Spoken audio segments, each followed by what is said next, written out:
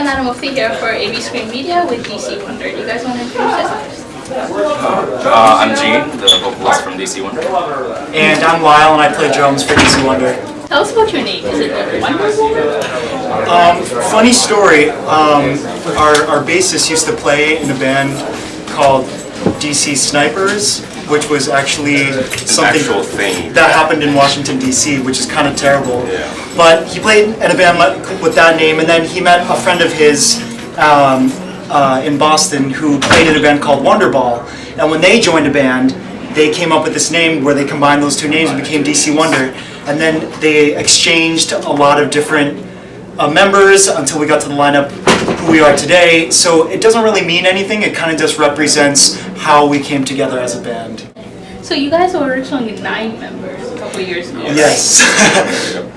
Okay, and now you're 3. Now we're 3. How does that change how you guys work together? A lot more efficient. Yeah. You don't have to. We had 3 backup vocalists, keyboardist, guitar player, bassist, just everything, and it just didn't produce the right sound for electro pop because it was all live. Right. So, and it was impossible to get people together. So there were times where I would end up playing drums and singing at the same time. It was ridiculous.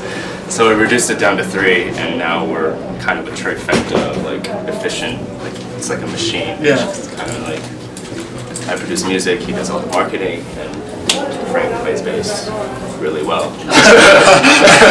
So on Facebook, your influences are listed as Sonic the Hedgehog and Louis C.K. Oh yeah. Oh yeah. Oh yeah. Musical influences? Yes, those are not musical influence, more like overall influences. Just because it's kind of funny, we all tend to like the same things, and for example, we sometimes incorporate some of this video game-esque or sound to our music, and that comes a lot from Frank, who does a lot of the creative input with Gene, because Frank loves retro video games such as Sonic the Hedgehog, and if 8-bit sounds and all if it were up to Frank, he'd be wearing a Sonic the Hedgehog suit every show. A suit. Yeah, a big plush Sonic the Hedgehog suit for every show. I feel like that would be a great hope. Why don't you let him do that? We should. Yeah. We don't have one. We We'll get one, and then we'll let you know. Okay, so you were in a beatbox championship. I was. Can you give us a demo? Right now? Yeah, sure. Okay.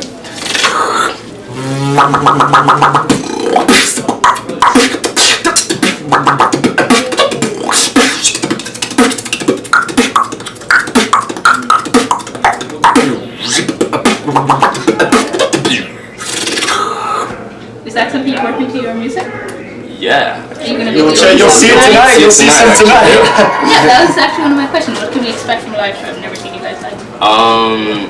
Just a lot of good vibe, just dancey feeling. On the floor, like just the heartbeat the whole time. So the top 3 words someone could use to describe a DC Wonder show.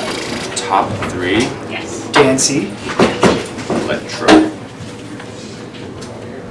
Punky. There we go. Yeah. So you recently filmed a new music video for Revolution. Yes. And you directed that, right? No, I've directed most of our cover videos, but this one was directed by a fantastic dancer who Gene met through beatboxing, and they were on So You Think You Can Dance together. And through that, we met this guy who is also coincidentally an amazing videographer. So he directed it, and the song is also unreleased. So we're going to be releasing the music video along with a brand new song, which is going to be Revolution, or Revo, which we are actually going to play tonight for the second time, which we're really excited about.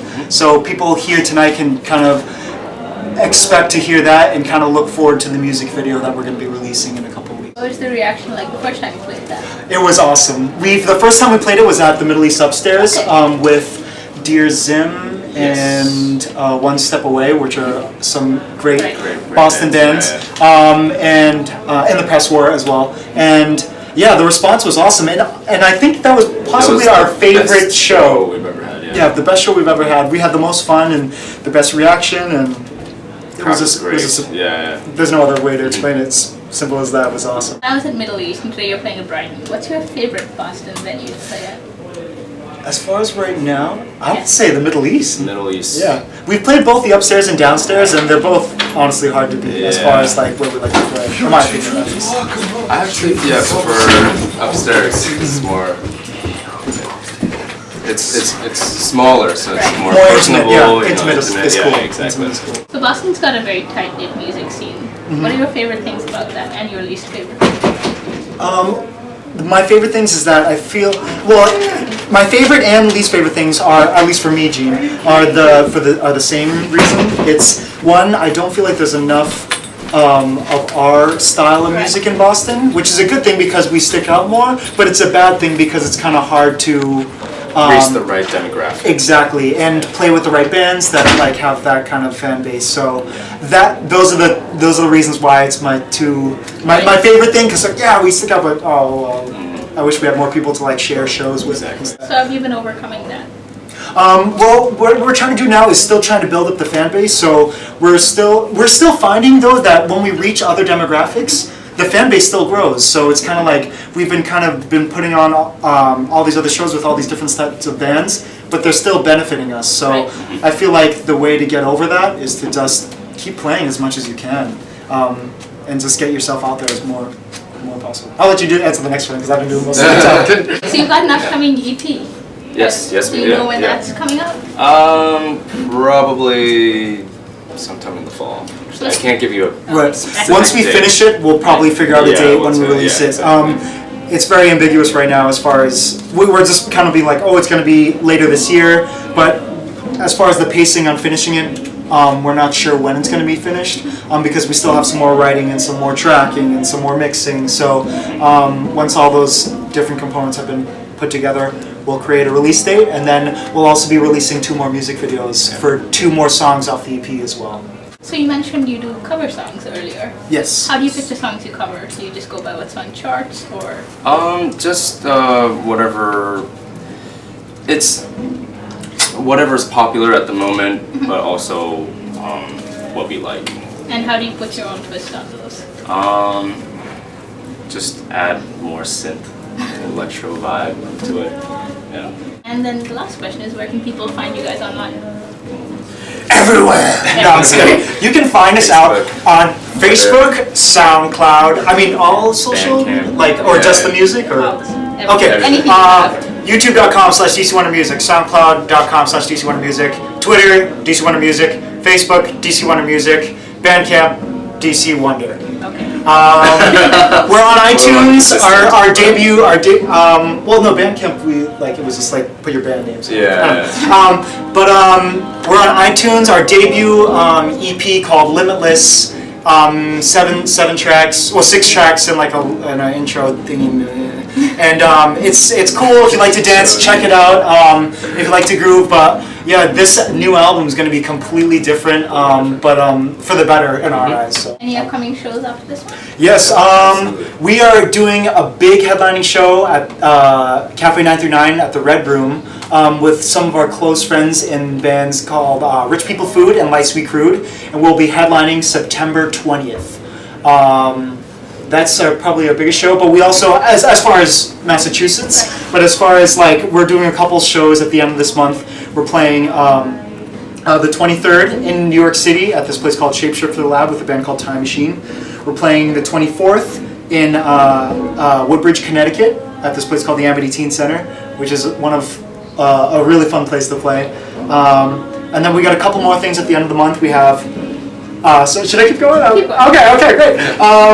We have August 29th in Boston with Sugar Bomb at Church Club, but that's a 21 plus show.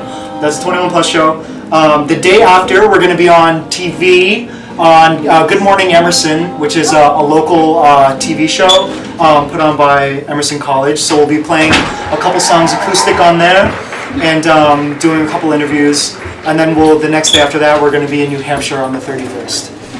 So yeah. We got a busy couple weeks, but it's so great because we've had all this time to shoot music videos and some new covers and everything. So it's been pretty crazy. And then he had his beatboxing championship. And how did you do? I got knocked out the first round actually. Wrong question. It was an amazing experience. Everyone was we all spoke the same language, you know. It was like a family. So That's awesome. it was a really good time. Perfect. I think that's it. Thank you for your time. Thank you Yay, very much. thank you, yay!